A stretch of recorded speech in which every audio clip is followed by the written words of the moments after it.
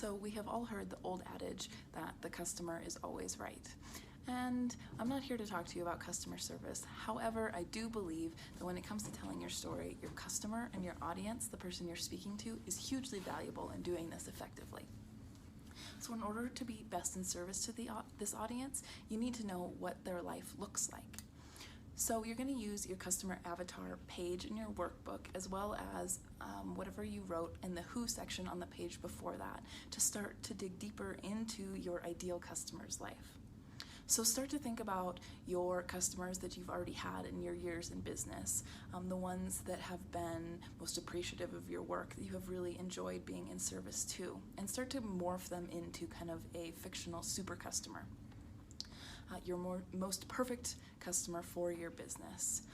This avatar or this profile is going to be the person you're going to speak to every time you tell your story. So maybe you give them a name, find a picture of them, draw a picture of them, and then every time you go to tell your story, you're thinking about speaking to this person one-on-one. So start to ask yourself questions like, what do they drive? What do they eat? Where do they go on vacation? What does their financial situation look like? What does their family life look like? Where are they struggling? Where do they need support? How are they using your product? How does it fit into their world?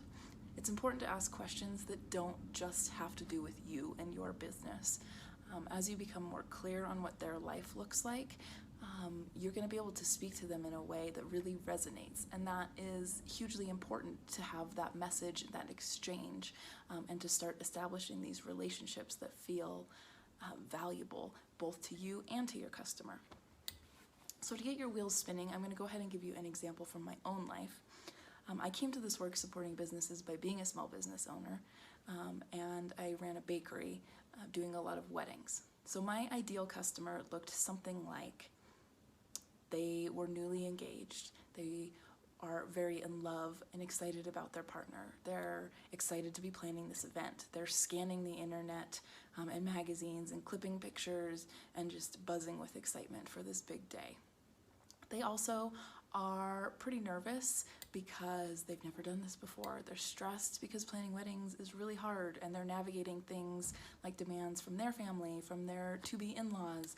They have financial restraints, but also they really appreciate the idea of a quality experience, a quality service, because they're so in love with their partner and they want to create an event that reflects this and to celebrate that with their loved ones.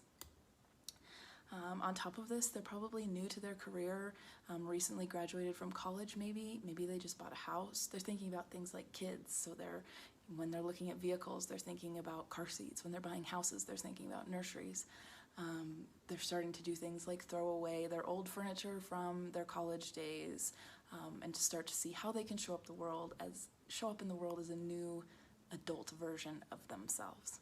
So with all of this, I'm crystal clear on what's happening outside of just selling them a wedding cake, just selling them a dessert, and that really helps me connect to them. So that's what you're going to do for your business.